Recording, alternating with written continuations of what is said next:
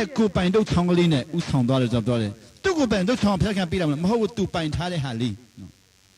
သူပိုင်ထားတဲ့တုတ်ချောင်းလေးကိုဖျက်ခံတယ်မောရှိမင်းလက်ထဲမှာပါရှိတယ်လို့ပြီးတော့မောရှိကနေပြီးတော့ကြည့်တော့မှမရှိဘူးကိုတော့မှမရှိဘူးမောရှိထင်တာပတ်စံထင်တာဖြစ်မယ်ကျွန်တော်ထင်တာတော့မင်းလက်ထဲပတ်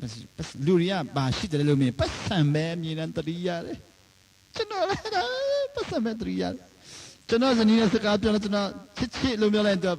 နင်ငါ့ကိုပတ်စံတောင်းချင်ပြီးတော့သူကလည်းတိတယ်နော်မနဲ့မိုးလင်းလာကျွန်တော်ချစ်စင်သူကဘာလဲစင်ဘရိတ်ဖတ်သေးပါလေမရနိုင်ဘူးလားဆိုပတ်စံလို့ချင်းလို့ခေါ်သူတိတယ်နော်မောရှိလည်းမင်းလက်ထဲမှာမရှိတယ်လို့ကိုတော့ဘာမှမရှိဘူးရှိတယ်မရှိဘူးကိုတော့ရှိတယ်မရှိဘူးကိုတော့ရှိပါလေဆိုမှဆိုဒီတော့ချောင်းများပြောလိုက်တော့အဲ့ဒုတ်ချောင်းကသုံးမယ်တဲ့ဘုရားသခင်မောရှေဒီဒုတ်ချောင်းများလူတွေကနော်ဒုတ်ချောင်းဆိုရင်တန်မိုးမထားခြင်းဘုရားသခင်အဲ့ဒီဒုတ်ချောင်းကသုံးမယ်တဲ့ကိုရာဒီဒုတ်ချောင်းပါအတွက်သုံးပါကျွန်တော်ကခုနှစ်ပေါင်း40သုံးလာတာဖြူးကုန်ပြီချောကုန်ပြီနော်လက်ခံနေရတဲ့ချိန်မှာလဲစီတိုင်းထားသလိုပါချောမွေ့ကုန်အပင်လည်းပေါက်နိုင်မှာမဟုတ်တော့အဲ့ဒါကသုံးမယ်အဲ့ဒါနဲ့မောရှေကအဲ့ဒုတ်ချောင်းကိုသူကအာကိုလာမနေ့ကကျွန်တော်တကယ်ချင်းကိုပြောတဲ့ဟာဒီနေ့ပြန်ဟောမှာနော်အာကိုလာဖခင်သခင်ကပြောမောရှေအီဂျစ်နိုင်ငံကိုပြန်သွားပြီးတော့အဲ့ဒီမှာကျွန်ဖြစ်နေတဲ့လူဦးရေ3သန်းကိုတွားခဲ့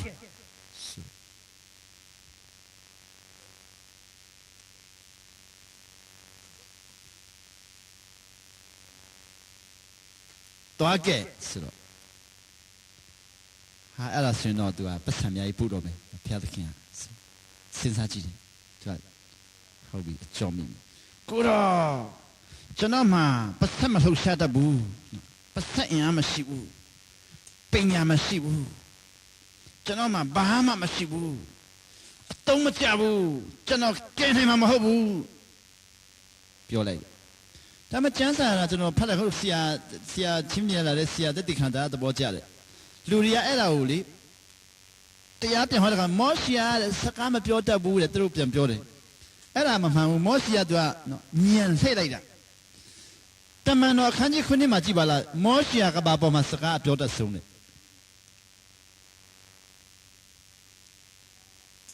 မနေ့ကကျွန်တော် TV ကြည့်တာလေ TV မဟုတ်ဘူးဗီဒီယိုအဆူတော်ရဲ့ဗီဒီယိုကြည့်တာလေအဲ့ဒီဆူတော်ဗီဒီယိုကတချင်းဆိုတာလေ तू ကအဆူတော်တော့သူ့ရေးသားကိုလေကျွန်တော်စကားမပြောတတ်ဘူးတဲ့ဒီလောက်အဆူတော်ကစကားမပြောလို့ဆိုဖြစ်နိုင်ဘူးနော်လိန်တာပဲဖြစ်ရမယ်နင့်နားကိုရောက်လာရင်ပို့ပြီးတော့စကားမပြောတတ်တော့ဘူးတဲ့နင့်နဲ့နီးလေကျွန်တော်စကားပြောတာလေကုံလေနီးလေကုံလေနီးလေနင့်နားရောက်တော့အကုန်လုံးကုန်သွားပြီတဲ့တခုမှမကြံတော့ဘူးတဲ့မောရှေတဲ့ဖျားသခင်နာနီးလေသူ့ရဲ့ပညာလေးကုန်သွားတာပဲဘာဖြစ်လို့လဲကြောင်သွားတာပဲကိုတော့တကယ်တမ်းသူထင်တာလေဖာရောဘုရင်နန်းတော်မှာကြောင်းတက်ပြီးတော့ဘွဲ့ထူးကုန်ထူးရတဲ့လူနော်ဖာရောဘုရင်နန်းတော်မှာအုပ်ချုပ်ရေးပညာအတော်ဆုံးလူအဲ့ဒီအတော်ဆုံးလူကဖျားသခင်နာကတ်တော့ကျွန်တော်ဘာမှမတက်ဘူးလို့ပြောလိုက်ပြီဖျားသခင်ကပြောလိုက်မင်းပတ်စံမလှုပ်တန်လည်းကိစ္စမရှိဘူးမင်းအုံနောက်မစင်စားတန်လည်းကိစ္စမရှိဘူးမင်းတတိမရှိတဲ့ကိစ္စမရှိဘူးမင်းတဲ့မှာမရှိလေဒုတ်ချောင်းအဲ့ဒုတ်ချောင်းကသုံးမယ်စကားမပြောတဲ့ဒုတ်ချောင်းသူသုံးမယ်အဲ့ဒါနဲ့ကျွန်တော်တွားပြီးတော့တို့တွားပြောပြမယ်ဖခင်သခင်စဉ်းစားကြည့်ပါဦးနဲ့သူကဖခင်ကမိတယ်ကိုတော့စဉ်းစားကြည့်ပါဦးနဲ့နော်ကိုတော့ထင်တာလွယ်လွယ်လေးထင်နေတာကျွန်တော်လက်တွေ့ကွင်းဆင်းမိပြီတဲ့ဖခင်နင်ဘလို့ကွင်းဆင်းတယ်ဖာရောဘုရင်နန်းတော်မှာနှစ်ပေါင်း40တက္ကသိုလ်တက်တယ်ဖာရောဘုရင်နန်းတော်မှာအုပ်ချုပ်ရေးပညာကိုင်တယ်ဖာရောဘုရင်နန်းတော်မှာမောရှေကိုလူတိုင်းလေးထားတယ်ဒီဣသီလငါပေါ်ရီကျွန်းတာဖြစ်တာတို့စိတ်ကတာမှာလားကျွန်တော်တို့ကဲမယ်လို့တွားတော့သူကကျွန်တော်တိုင်တယ်ကွာဒီလူတွေချစ်စရာမကောင်းဘူးတဲ့ကျွန်းတာဖြစ်တာလေဘာမှမကြောက်ဘူးတဲ့ကျွန်တော်ခုတော့လည်းတို့ကမင်းမတို့ဆွတ်တယ်ဘယ်ကောင်းဆောင်လဲပြောမှ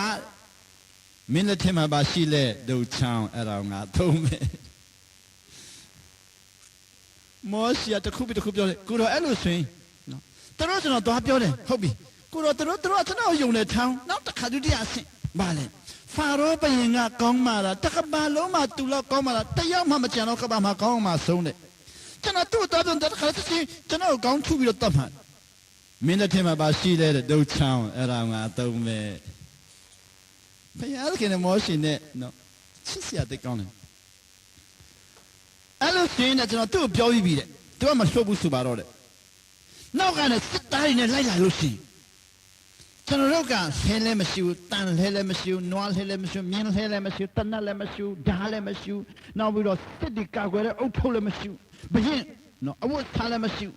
ရိတ်ခါလဲမရှိဘူးဘယ်လိုလုပ်မလဲတဲ့မင်းလက်ထဲမှာပါရှိလဲဒုတ်ချောင်းအဲ့ဒါငါသုံးမယ်နောက်ဆုံးတော့မောရှိနဲ့ဖျက်ခင်တဲ့စကားပြောအဆက်မှာလဲဒုတ်ချောင်းအဆုံးမှာလဲဒုတ်ချောင်းနဲ့ကုန်သွားတယ်နောက်ဆုံးမောရှိကကျွန်တော်တွားရင်ဖြစ်ပါမလားဘာမဖြစ်မှလဲကျွန်တော်စဉ်းစားကြည့်ရအဆက်ဆက်ရအခက်ဒီပဲတည်တယ်အဲ့လိုတော့ခုမှမရှိဘူးတဲ့မင်းလက်ထဲမှာပါရှိလဲဒုတ်ချောင်းဒီနေ့တရားဟောချက်အားလုံးကတော့မင်းလက်ထဲမှာပါရှိလဲဒုတ်ချောင်းအားလုံးပြန်သွားလို့ရပါပြီဒီနေ့ကျွန်တော်တို့ဒုတ်ချောင်းရှိတယ်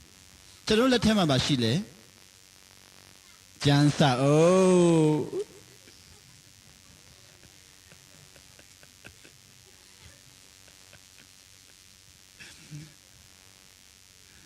အဲ့တော့ကျွန်တော်လက်ထဲမှာပါရှိတယ်ကျန်းစာအိုးဆိုကျွန်တော်ကမတတ်ကြည့်မရှိရင်အဲ့ဒါကိုသုံးမယ်အဲ့ဒါနဲ့မောရှိကတခါတည်းတကယ်သူထင်တဲ့အတိုင်းသွားပြီးတော့ဖာရောဘုရင်ကိုသွားတွေ့လိုက်အောင်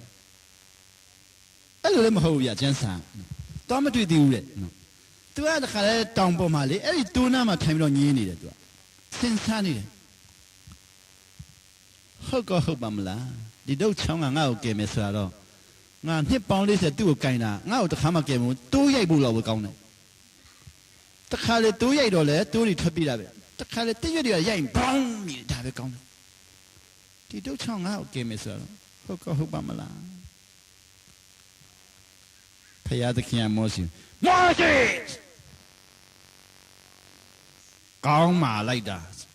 ကျွန်တော်ကောင်းမာတော့ကိုတော့စဉ်းစားနေတာကိုတော့ကကျွန်တော်မညှာဘူးမတားဘူးဒုတ်ချောင်းနဲ့တော့ပါမင်းလက်ထဲမှာမရှိလဲဒုတ်ချောင်းတော်တော်လေးဒီဒုတ်ချောင်းကျွန်တော်ဘာလုပ်လို့ရမှာတော့ဆိုဆွတ်လိုက်စမ်းတော့ဆွတ်ပလိုက်တော့မွေဖြစ်သွားတယ်သူကဖမ်းတော်ဒုတ်ချောင်းဆွတ်လိုက်တော့မွေဖမ်းတော်ဒုတ်ချောင်းဆွတ်လိုက်တော့မွေပြောချင်တာပါလေမင်းလက်ထဲမှာရှင်အန္တရာယ်မရှိဘူးဒါပေမဲ့ငါသုံးပြီးဆိုရင်လူသားတိုင်းအတွက်အန္တရာယ်ရှိမယ်ကျွန်တော်တို့ကျမ်းစာတကူရှိမှန်းကျွန်တော်သိရင်လွှတ်ရဲမလားမလွှတ်ရဘူးကျွန်တော်လက်ထဲမှာရှိတဲ့ဟာတကူရှိမှန်းသိမလွှတ်ရဘူးဒီကျမ်းစာဟာကျွန်တော်တို့ထဲမှာရှိတယ်ကျွန်တော်တို့ကျမ်းစာမပိုင်တဲ့လူကတော့မတတ်နိုင်တော့ဘူးဒီနေ့တော့ကျမ်းစာမပါတဲ့လူကတော့ခွင့်လွှတ်မယ်နော်ပါပြီးသားလူတွေအတွက်မနဲ့ထတော့စားစရာမရှိဘူးကိုတော့လူထောက်ပြီးတော့ခါတိုင်းထက်ပူလူထောက်တာပူပြီးတော့မှန်တယ်နော် breakfast စားချင်လို့ကိုတော့ဒီမနဲ့တော့ breakfast လည်းမရှိပါလားကိုတော့မင်းလက်ထဲမှာမရှိလဲကျန်းစာပဲရှိတယ်အဲ့ဒါကငါသုံးမယ်အဲ့လိုတော့ကျွန်တော်တို့ခင်မှလည်းပဲကျွန်တော်တို့လက်ကင်ရှိတယ်မောရှိခေတုန်းကစာအုပ်မရှိတဲ့ဒုတ်ချောင်းလက်ကင်ရှိတယ်ကျွန်တော်တို့ခင်မှကျန်းစာအကယ်၍ကျန်းစာပါဖို့မိပြီးတော့တခါမှကျန်းစာမကင်သေးဘူးဆိုရင်တော့ဟိုဘက်နောက်ကဆရာသမားကြီးဘုရားသခင်မင်းလက်ထဲမှာမရှိလေဂီတာအဲ့ဒီဂီတာငါသုံးမယ်ကျွန်တော်လက်ထဲမှာရှိတာကိုသူသုံးမယ်ကျွန်တော်တို့ကြတော့လက်ထဲမှာရှိတာကိုအထင်သေးသူများလက်ထဲမှာရှိတာပဲအထင်ကြီး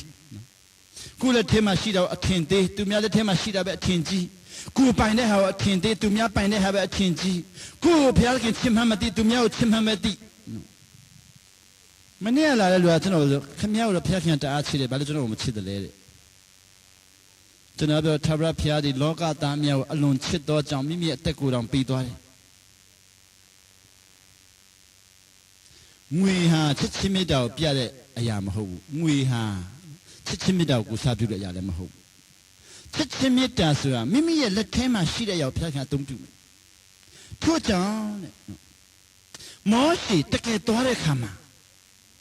အဲ့ဒီဘုရားကမောရှိကိုအဲ့ဒီမင်းလက်ထဲမှာပါရှိလေဒုတ်ချောင်းအဲ့ဒါငါသုံးမယ်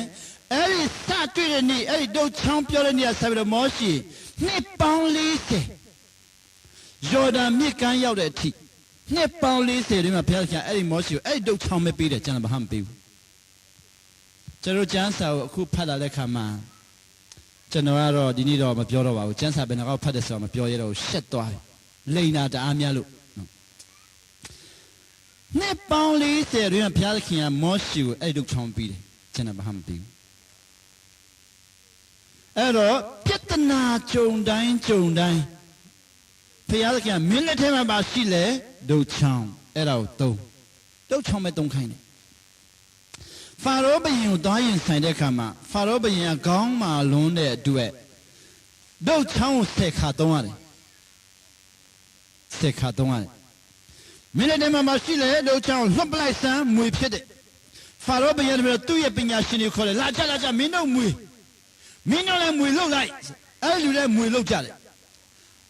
ဖာရောဘုရင်နန်းတော်မှာမွေကောင်းနေအများကြီးပဲနော်သူတို့မွေပညာရှင်တွေကတော့ဒုတ်ချောင်းတို့လွှတ်ပြတာမွေဖြစ်လာတယ်ဒုတ်ချောင်းတို့လွှတ်ပြကြတဲ့မွေတွေအများကြီးပဲမွေအကောင်ပေါင်းများစွာဖြစ်လာတယ်မောရှိမွေရတကောင်လေမောရှိရကြောက်မလားသူ့မွေရကြောက်မလားမောရှိရအဲ့ဒီမွေတွေကိုကြောက်မလားသူ့မွေရကြောက်မလားဘေးမောရှိရကြောက်တယ်ဒီနေ့အောင်မြင်ခြင်းတွေအားလုံးရဲ့အဓိကတရားခံမအောင်မြင်ခြင်းတရားခံနှလုံးသားပဲကျွန်တော်တို့ဒီဘဝပျက်စီးယိုယွင်းနေတာနှလုံးသားတတိမရှိလို့ပျက်စီးနေတာမောရှိကနော်အဲ့ဒီဖာရောဘုရင်ရဲ့နော်ပညာရှင်တွေကတော့ချမ်းလွှတ်ပြမွေဖြစ်တဲ့ခါမှာမွေအကောင်ပေါင်း1000ကျော်ဖြစ်လာတဲ့ခါမောရှိမွေတကောင်တည်းမောရှိကငါမွေတော့ခံရပြီထင်တယ်ဒီခါတော့မောရှိကကြောက်နေတယ်ဒါပေမဲ့သူ့မွေကမကြောက်ဘူးသူ့မွေကမလုပ်လဲအားလုံးစားပလိုက်တယ်မွေတကောင်အကောင်တစ်ထောင်စားတယ်သူ့ပိုက်ပါပိုက်မျိုးလည်းမသိဘူးနော်ဘယ်လိုဆန့်လဲမောရှိမွေတကောင်လေဟိုအကောင်ပေါင်းတစ်ထောင်စားပလိုက်တယ်ကဲကျွန်တော်တို့ဘုရားခင်တို့မင်းမိုက်တယ်မှာရှိလေသမင်းမရှိဘူးကိုတော့ကဲအဲ့ဒါတင်းတယ်ကလုံးစားပလိုက်စမ်းကျွန်တော်အတင်းတယ်ကလုံးစားပလိုက်မယ်နော်အကောင်လုံးစားဖို့မပြောနဲ့တပကတော့မပိုက်ရမဆန်းဘယ်လိုလူကြီးအကောင်ထောင်စားတော့မောရှိရဲ့မွေကမွေအကောင်ထောင်စားတာပိုက်မပြေဘူးပြောလေထတ်ထွဲအောင်လေမွေလာအောင်လေမောရှိကတော့ကြောက်နေတယ်ကျွန်တော်မွေဆိုရင်တော့နာပြီဒီနေ့တော့အသက်ပါတော့မယ်သူ့မွေရမှာဟုတ်လားအကုန်ကိုက်ပလိုက်ဖာရောဘုရင်နောက်မွေမကြံတော့ဘူးလားလို့ပြောတော့ပညာရှင်တွေအလုံးကမကြံတော့ဘူးဘုရင်ဖာရောနိုင်ငံမှာရှိတဲ့မွေမကြံတော့ဘူးကုန်စားပလိုက်နိုင်တော့ပြီမောရှိအဲ့ဒီမွေပြန်ကောက်တော့ဒုတ်ချောင်းပြန်ဖြစ်တယ်ဒုတ်ချောင်းကမွေကောင်ထောင်စားပလိုက်ကျွန်တော်တို့ကြတော့တက်မဲ့ကတက်ရှိမဖြစ်နိုင်ဘူးတက်ရှိကတက်မဲ့မဖြစ်နိုင်ဘူးလူနာကယောဂမပြောင်းနိုင်ဘူး AIDS လည်းပြောင်းနိုင်မှာမဟုတ်ဘူးဆိုတာမျိုးတွေကျွန်တော်တို့အုံနောက်နဲ့မဖြစ်နိုင်တဲ့အကြောင်းပဲပြောတယ်ကျမ်းစာကြတော့ဖျားသခင်တတ်တယ်တဲ့အကြောင်းမြင်တယ်ပြောတယ်ကဲဘာကွာလဲကျွန်တော်တို့ကြတော့ကျွန်တော်အုံနောက်နဲ့စဉ်းစားပြီးမဖြစ်နိုင်တဲ့အကြောင်းပဲပြောတယ်ဖျားသခင်ကြတော့ကျမ်းစာမှာသူပါမဆိုတတ်တယ်တဲ့အကြောင်းပြောတယ်ဒုတ်ချောင်းမွေဖြစ်တယ်အဲ့မွေကအကောင်ထောင်ကြိုက်တယ်ကြိုက်ပြီးနောက်မှာဒုတ်ချောင်းပြန်ဖြစ်တယ်ကဲဘယ်မှာလဲဘိုက်ဒုတ်ချောင်းမှာဘိုက်မရှိဘူးဒုတ်ချောင်းမှာသွားမရှိဘူးဘယ်လိုလုပ်ငွေအကောင်ထောင်ကြိုက်လို့ရလဲဖခင်တကယ်မတတ်နိုင်တာမရှိဘူးအဲ့ဒါပြောတယ်ကျွန်တော်တို့ကြတော့မဖြစ်နိုင်တဲ့အကြောင်းပြောတယ်နောက်တစ်ခါဖာရောဘုရင်ကတော့ဒီမောရှိကဒုတ်ချောင်းနဲ့ငါတို့နိုင်သွားတယ်ဆိုတော့တော်မစီတော့ဒီမှာမနေနဲ့တော့ခိုင်းပြီလူဦးရေ3 သန်းကိုစတင်ပြီးထွက်ခေါ်တဲ့ခါမှာရက်ပေါင်း45ရက်ကြာတဲ့ခါမှာရိတ်ခါအားလုံးကုန်သွားပြီရေတန့်အားလုံးကုန်သွားပြီ OSS လည်းမရှန်တော့မောရှိကငါတို့ဘာမှမကြံတော့ဆိုတော့ရောက်ခါနေပြီထင်တယ်လို့သူကထင်တယ်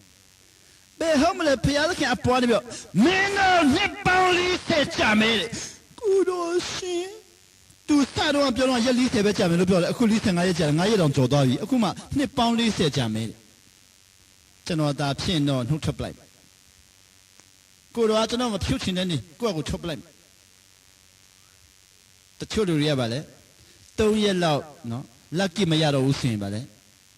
ထွက်မယ် ဒီမနေ့မှာပေးရင်တော့ထွက်တော့မယ်ဒီမနေ့နောက်ဆုံးဆူတောင်းမယ်3 ရက်မနေ့မှာလေနောက်ဆုံးဆူတောင်းပွဲတွေပါလို့မောရှေကတော့9 ရက်လူဦးရေ3 သန်းအတွက်ထမင်းလည်းမရှိကြီးလည်းမရှိအဲ့ဒီမှာဘုရားခင်သူ့ဘာပြောနှစ်ပေါင်း40ကြာမယ်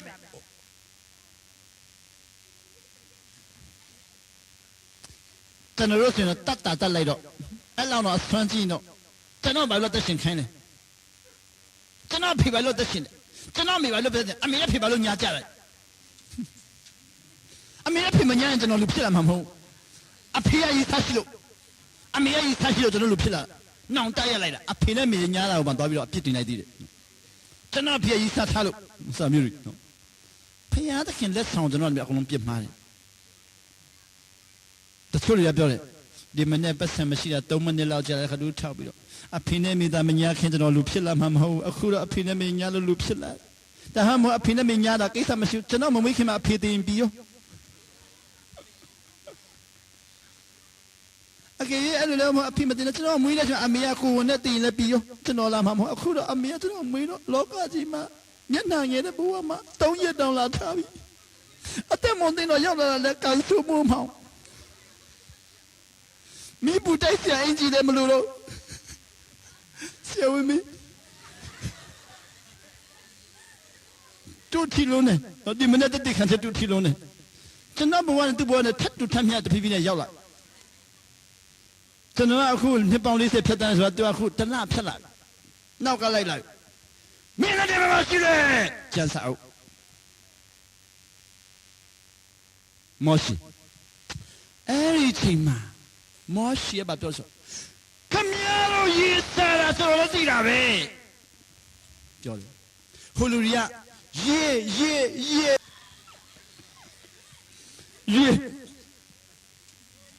အဲ့ဒီမှာလူဦးရေ3 သန်းငိုတန်ရေးတန်ရေးအော်တန်နေတအားများတယ်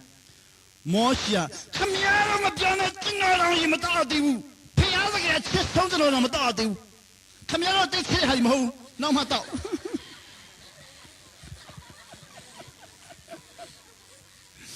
လူတွေထင်တာလေဖျားခင်ပူချစ်တဲ့လူတွေကြီးအများကြီးပူတောက်မယ်ထင်နေတာနော်မဟုတ်ဘူးဖျားခင်ပူချစ်တဲ့လူတွေကြီးငါပူခါမယ်အဲ့ဒါမှမှန်တရားဟေးငါ့ကိုပြမတင်တယ်ငါအခုလည်းသိစင်ထားပြီဖျားခင်ကရှေ့ပြောလိုက်မောရှိတော်ပြောချင်တော့စိတ်ဆူတယ်ရှေ့ဆိုခမများဆိုမင်းနဲ့ခင်မှာမရှိတယ်ဒုချောင်းကြောက်တုံးကိုသွားရိုက်ပါလားရေထွက်မှာမဟုတ်တခါလည်းသူသွားပြီးတော့ကြောက်တုံးကိုရောရှင်နာမတော်၌ရေထွက်ပဲစီလူဦးရေ3 သန်းစာစုတော့အဲ့လိုတလို့လိုက်လည်းထွက်မှာပဲဒါမှမဟုတ်ဒီလိုသားထွက်လိုက်လည်းထွက်မှာပဲပါလို့သူကဟေးနားထောင်ကြငါဆယ်ရောက်ပြီမင်းတို့မျက်လုံးပြပြလေးကြည့်ကြမျက်လုံးတည်စီနော်ပြိုင်းမျက်လုံးလေးကြောက်ခဲနေရထွက်ကြဘူးလားကြည်စမ်းကြတယ်အားစိတ်ပြီးတော့အောက်ရရထွက်မလာဘူးစိတ်ဆိုးတယ်ဒုတိယကြိမ်ပြန်ရမှရထွက်လာဘာဖြစ်လို့ပထမရလို့ရေမထွက်လာလဲသူအဆွမ်းပြလို့ရေမထွက်တာတအားရိုက်လို့ဖျားခင်မပြောဘူးကြောက်ခဲကိုသွားပြီးတော့ဒုတ်ချောင်းလေးနဲ့သွားထိုးပါရေထွက်မယ်လို့ပြောတာတော့မဟုတ်အားလုံးကိုငေါက်ပြီးတော့អော်ပြီးတော့နော်တခါလေအားရပါရရိုက်တာမထိုးစိတ်ဆိုးဒုတိယရင်ပြန်ရိုက်မှရေထွက်လာဖျားခင်ကပြောတယ်မောရှိခါနံပြေဝင်လို့ရမှာမဟုတ်တော့ဘူးမနေ့ကဆရာကျွန်တော်အဲ့လိုမြည်တယ်ဆရာတဲ့ဖျားခင်ကလို့ခါနံပြေမောရှိမဝင်ခိုင်းတယ်လေတဲ့ကျွန်တော်ကပြောပြတယ်ဖျားသခင်ကိုမနာခံမဲနဲ့ကြောက်ခဲကိုရိုက်လို့ခန္ဓာပြမဝင်တာဖျားသခင်ကဒုတ်ချောင်းကသုံးမယ်လို့ပြောပြီးဒုတ်ချောင်းလေးနဲ့သွားထိုးလိုက်ရင်ရေထွက်မှာဒါပေမဲ့သူ့လူမျိုးတွေကအပြစ်တင်ပြီးတော့သူကဒုတ်ချောင်းကိုတအားရိုက်လိုက်မထွက်လာတဲ့ခါမှာဖျားသခင်ကသူစိတ်ဆိုးပြီးတော့တိတ်ခါကြပြီဆိုဒုတိယချိန်ပြန်ရိုက်လိုက်ကျွန်တော်တို့အမှုတော်ဆောင်တဲ့ချိန်မှာတိတ်ခါကြစရာအများကြီးရှိမယ်အဲ့ဒါဟာဖျားခင်ဘုန်းတော်ထင်ရှားတယ်တိတ်ခါကြမှာဖျားခင်ဘုန်းတော်ထင်ရှားတယ်မိမိရဲ့တိတ်ခါတွေကြမယ်ကျွန်တော်ပြောတယ်ကျွန်တော်မနေ့ကအဲ့ဒီဆရာကိုကျွန်တော်ပြောလိုက်တယ်ဆရာခ ခမည်းလာတာတအားကောင်းတယ်ဒီနေ့ဟာကျွန်တော်မွေးနေ့မနေ့ကကျွန်တော်မွေးနေ့လေကျွန်တော်မွေးနေ့မှာကျွန်တော်အခုလက်ဖေးဖူးတော့မရှိဘူးလက်ဖေးတောက်ဖို့တော့ပတ်စံမရှိဘူးခမည်းကိုပတ်စံချီးဖို့ဆိုတာပူတော်ဝေးသေးတယ်ကျွန်တော်လက်ဖေးတောက်ဖို့တော့မရှိဘူးမွေးနေ့မှာခမည်းကျွန်တော်စီလာတာကျွန်တော်မွေးနေ့မှာလာလေတဲ့အတွက်ကျွန်တော်တိတ်ကျေးဇူးတင်နေဆိုကျွန်တော်ကသူ့ပြောတော့သူကဆရာပတ်စံတော့ပေးပါဦးတဲ့သုံးခါတိသူတောင်းတယ်ပတ်စံတော့ပေးပါဦးကျွန်တော်သုံးခါတိညင်းရတယ်တိတ်ခါကြခံပြီးတော့သူ့ကိုညင်းရတယ်သူပြန်သွားတယ်တိတ်ခါကြခံပြီးတော့ညင်းရတယ်ဒါပြောလို့မရှိတဲ့အချိန်မှာတိတ်ခါကြမခံဆိုအတင်းတော်ပတ်စံသွားချီးပြီးတော့ပေးလိုက်ရတယ်ပတ်စံချီးလို့ကောင်းကြည့်ရတာမဟုတ်ဖယားသခင်ကျွန်တော်ဖြတ်တန်းခိုင်းတဲ့အရာကိုဖြတ်တန်းရမှကောင်းကြည့်ရတာမွေးနေ့မှာမွေးနေ့ကိုလက်ဖက်ရမတောက်နိုင်တော့အောင်ပတ်စံတည်းမချီးနိုင်တော့အောင်ဝါကြွားခွင့်မရတော့အောင်ဘဝကိုဖြတ်တန်းရတယ်ဝါကြွားခြင်းကိုဖြစ်စေတာပတ်စံနှိမ့်ချခြင်းကိုဖြစ်စေတာနာခံခြင်းအဲ့တော့သူလည်းပြန်သွားပြီးတော့ကျွန်တော်ကိုကောင်းကြည့်ပေးခဲ့တယ်ခင်ဗျာကျွန်တော်ကိုပတ်စံမချင်းနိုင်ရလဲကောင်းကြည့်မင်္ဂလာပဲကျွန်တော်လည်းဝန်းတာလိုက်တာကျွန်တော်အဲ့လိုသဘောပေါက်တဲ့အတွက်အထူးဝန်းတာတယ်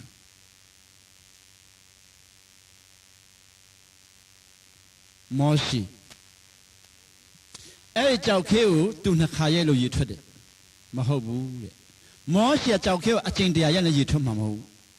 ဖယားသခင်စကားကိုနားထောင်လို့ရေထွက်တာဖယားသခင်အကြောက်ခဲကိုဒုံနဲ့ထိုးခိုင်းရင်ရေထွက်မယ်ဖယားသခင်ကလှုပ်ခိုင်းရင်ရေထွက်မယ်ဖယားသခင်စကားနားမထောင်ဘာမှထွက်မှာမဟုတ်အဲ့ဒါကြောင့်မောရှိလက်ထက်မှာရှိတဲ့ဒုတ်ချောင်းဟာဖယားသခင်မိန့်နာခံတိုင်းတကူရှိတယ်အမိန့်မနာခံတကူမရှိဘူးဒီနေ့မနေ့မှာတော့ကျွန်တော်လက်ထက်မှာကျမ်းစာအုပ်ရှိတယ်ဖယားသခင်အဲ့ဒါကိုအသုံးပြုခြင်းတယ်ကျွန်တော်နာခံလိုက်ရင်မဖြစ်နိုင်တာဘာမှမရှိဘူးလေလောကကြီးမှာမဖြစ်နိုင်တာဘာမှမရှိဘူးခုချိန်မှာကျွန်တော်ညီမအငယ်ဆုံးက AIDS ယောဂနဲ့ဖျားနေတယ် AIDS ယောဂဆိုတာမြန်မာလူမျိုးတွေဘယ်လိုထင်တယ်လဲဆိုတော့ AIDS ယောဂဆိုတာကဘာမှာအဆူဆုံးသောယောဂလို့သူတို့ထင်ကြတယ် AIDS ယောဂကဘာမှာအဆူဆုံးယောဂမဟုတ်ကဘာမှာအပြော့ပြောင်းအတိမ်မွေးဆုံးသောယောဂဇင်အခန့်ဆုံးသောယောဂကျွန်တော်ခန္ဓာကိုယ်မှာအဲ့ဒီဆွမ်းအားကုန်စီတဲ့ပိုးကလေးတွေကပြန့်ပွားပြီးတော့နောက်ဆုံးမှာကျွန်တော်ဆွမ်းအားကုန်သွားပြီးတော့လူအသက်မရှိတော့ကျွန်တော်ညီမအငယ်ဆုံးကအခုချိန်မှာအဲ့ဒီယောဂရ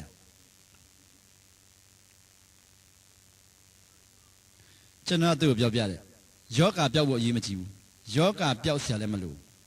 အရေးကြီးဆုံးဘုရားသခင်စကားနာခံဖို့အရေးကြီးတယ်ဘုရားသခင်စကားနာခံရင်တဲ့တဘာဝအားလုံးကဘုရားသခင်စကားကိုနာခံတယ်ဒုတ်ချောင်းကလည်းဘုရားသခင်စကားနာခံတော့မောရှေဒုတ်ချောင်းကင်လိုက်တာနဲ့ကြောက်ခဲနဲ့ရေထွက်တယ်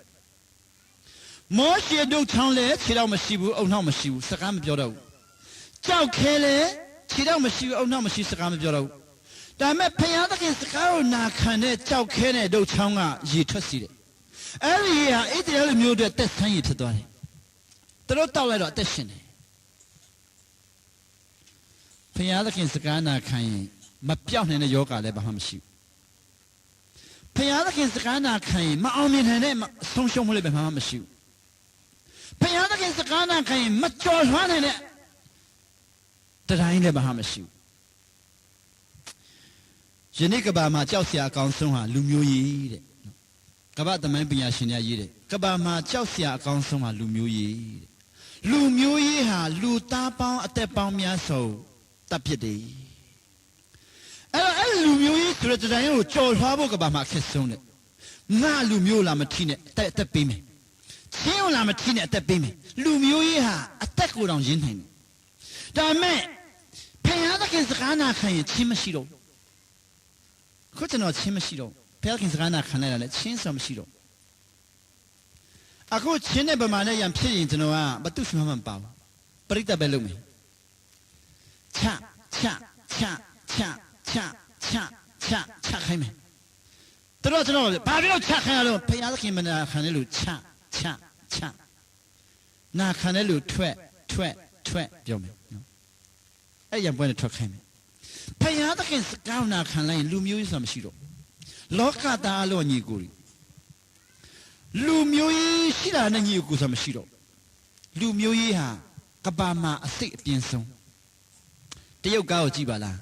လက်စားခြေလိုက်ကြတာဘယ်တော့မှမကုန်နိုင်ဘူးအသက်ကုန်မှနော်လက်စားခြေတာကုန်မယ်လို့သူတို့ထင်တယ်အသက်လည်းမကုန်နိုင်ဘူးမြီးရမွေးတယ်ဖွားမွေးတယ်ဗတ်အမွေးတယ်နော်နောက်ဆုံးအဖိုးလက်စားခြေရတယ်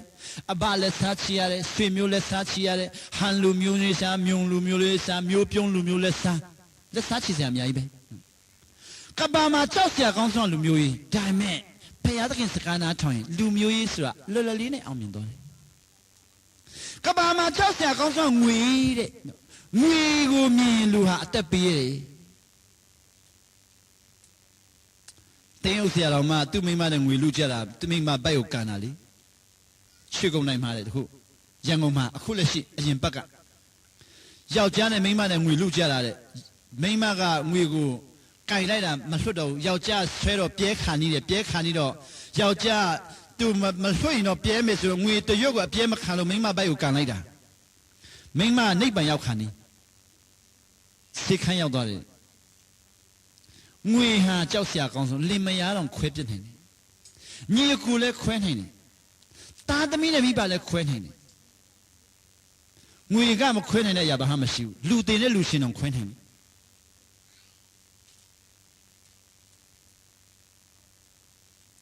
ကျွန်တော်အဖွားမတည်ခင်တော့ကျွန်တော်အဖွားဘာပြောဆိုငါတည်ရင်တဲ့ပါဦးရဲ့နောက်ကိုတတ်ပြီးပါ